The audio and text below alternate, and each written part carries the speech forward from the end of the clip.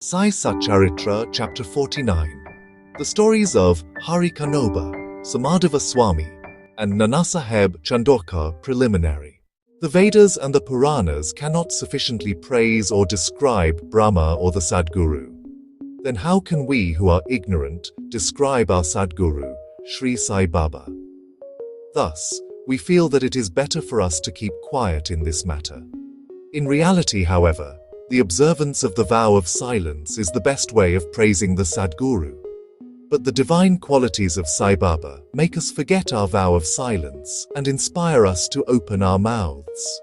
Good dishes taste dull if our friends and relatives are not there to partake of the dishes with us. But when they join us, the dishes acquire additional flavor.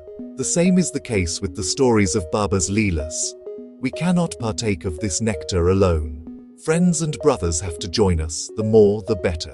It is Sai Baba himself that inspires these stories and gets them written as he desires. Our duty is to surrender completely to him and meditate on him.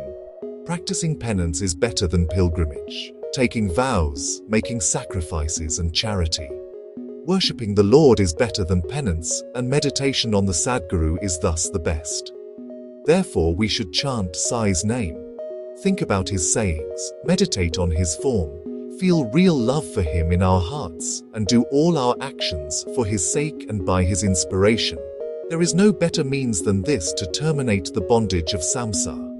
If we do our duty, as stated above, Sai is bound to help and liberate us. Now, we return to the stories of this chapter. Hari Kanoba, a gentleman from Bombay, named Hari Kanoba, heard about Baba's miracles from many of his friends and relatives. He did not believe them, as he was a doubting Thomas. He wanted to test Baba himself, so he came to Shirdi with a few friends from Bombay. He was wearing a lace-bordered turban on his head and a new pair of sandals on his feet. Seeing Baba from a distance, he wanted to go up and prostrate himself before Baba. He did not know what to do with his new sandals though. He went to a corner of the open courtyard, placed them there and went into the masjid and received Baba's darshan. He made a reverential bow to Baba, received some udi and prasad from Baba and returned. When he came back to the corner, he found that his sandals had disappeared. He searched for them in vain and returned to his lodging very dejected. He bathed, prayed, and offered naivedya and had his meals, but all he could think about was his sandals. After finishing his meals, he came out to wash his hands when he saw a boy walking towards him. He had a stick in his hand, on top of which was suspended a pair of new sandals. The boy said to the men who had come out to wash their hands that Baba sent him with this stick and asked him to walk the streets shouting out loud, "Hari ka beta, Jari ka fita," and told him that if anybody claims these sandals are his, before you give him the sandals, assure yourself that his name is Hari, that he is the son of Ka, i.e. Kanoba, and that he wears a lace-bordered turban. Hearing this, Hari Kanoba was astonished. He went to the boy and claimed the sandals. He said to the boy that his name was Hari, and that he was the son of Ka, Kanoba, and showed him his lace-bordered turban. The boy was satisfied and returned the sandals to him. Hari Kanoba knew that his lace-bordered turban was visible to everyone, and Baba might have seen it.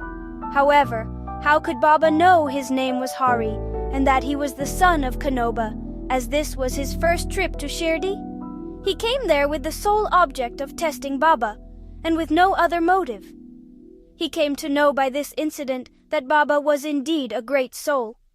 He got what he wanted and returned home very pleased. Somadeva Swami now hear the story of another man who came to try Baba. Bhaiji, Kakasaheb Dixit's brother, lived in Nagpur. When he visited the Himalayas in 1906, he met Somadeva Swami of Haridwar at Uttarkashi. Both took down each other's names and addresses in their diaries. 5 years later, Somadeva Swami came to Nagpur and was Bhaiji's guest. There, he was pleased to hear the Leelas of Baba, and a strong desire arose in his mind to go to Shirdi and see him. He got a letter of introduction from Bhaiji and left for Shirdi. When he reached Kopagon, he took a tanga to Shirdi. As his Tanga neared Shirdi, he saw 2 flags flying over the masjid in Shirdi. Every saint has a different mode of living and different outward paraphernalia, but these outward signs should never be our standards to judge the worth of a saint. But Somadeva Swami didn't see it that way. As soon as he saw the flags, he thought, why should a saint take a liking for flags? Does this denote sainthood? It implies the saint's hankering after fame. Thinking thus, he didn't want to go any further and said to his fellow travelers that he would go back. They said to him, then why did you come so far? If your mind gets restless at the sight of the flags, how much more agitated would you be on seeing in Shirdi the Ratha, car, the palanquin, the horse, and all the other paraphernalia? The Swami got more confounded and said, not a few such sadhus, with horses, palanquins and tom-toms have I seen, and it is better for me to return than see such sadhus. Saying this, he was about to return. The fellow travelers pressed him not to do so, but to proceed. They asked him to stop his crooked ways of thinking, and told him that Baba did not care a bit for the flags and other paraphernalia, or for fame. It was the people, his devotees, who kept up all this paraphernalia out of love and devotion to him. Finally, he was persuaded to continue his journey, go to Shirdi and see Baba. When he saw Baba from the courtyard, he was melted inside. His eyes were full of tears, his throat was choked, and all his evil and crooked thoughts vanished. He remembered his guru's saying that our abode and place of rest is where the mind is most pleased and charmed. He wished to roll himself in the dust of Baba's feet, and when he approached Baba, the latter got wild and shouted, let all our humbug, paraphernalia, be with us. You go back to your home. Beware if you come back to this masjid. Why receive the darshan of one who flies a flag over his masjid? Is this a sign of sainthood? Remain here not a moment longer. The Swami was taken aback.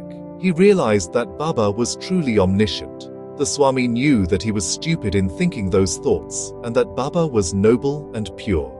He saw Baba embracing somebody, touching someone with his hands, comforting others, staring kindly at some, laughing at others, giving Udi Prasad to some, and thus pleasing and satisfying everyone. Why should he alone be dealt with so harshly? He came to realize that Baba's conduct was a result of his inner thoughts, and that he should take a lesson from this and improve. He realized that Baba's wrath was a blessing in disguise. It is needless to say that later on, his faith in Baba was confirmed, and he became a staunch devotee of Baba. Nanasaheb Chandorkar Hemadpant concludes this chapter with a story about Nanasaheb Chandorkar. When Nanasaheb was once sitting in the masjid with Malasapati and a few others, a Muslim gentleman from Bijapur came with his family to see Baba. Seeing veiled ladies with him, Nanasaheb wanted to leave, but Baba prevented him from doing so. The ladies came forward and received Baba's darshan. When one of the ladies lifted her veil, when bowing at Baba's feet, and then resumed it again, Nanasaheb saw her face. He was so smitten with her rare beauty that he wished to see her face again. Knowing Nana's restlessness, Baba spoke to him after the lady had left. Baba said, Nana, why are you getting agitated in vain? Let the senses do their allotted work. We should not meddle with their work. God has created this beautiful world, and it is our duty to appreciate its beauty. The mind will get steady and calm slowly and gradually. When the front door was open, why go through the back door? When the heart is pure, there is no difficulty whatsoever. Why should one be afraid of anyone if there is no evil thought in us? The eyes may do their work. Why should you feel shy and tottering? Shama was there, and he could not follow the meaning of what Baba said. So he asked Nana about this on their way home. Nana told him about his restlessness at the sight of the beautiful lady, how Baba knew it and advised him about it. Nana explained Baba's meaning as follows. Our mind is fickle by nature, and it should not be allowed to get wild. The senses may get restless. The body, however, should be held in check and not allowed to be impatient. Senses run after objects, but we should not follow them and crave for these objects. By slow and gradual practice, restlessness can be conquered.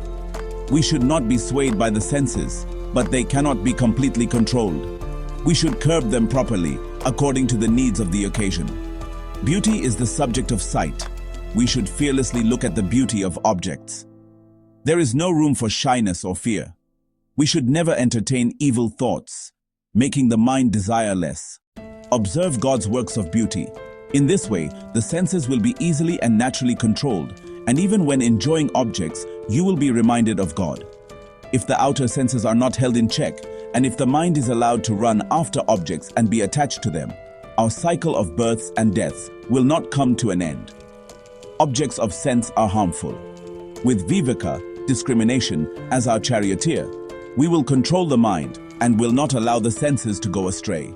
With such a charioteer, we reach the Vishnupada, the final abode and our real home, from which there is no return.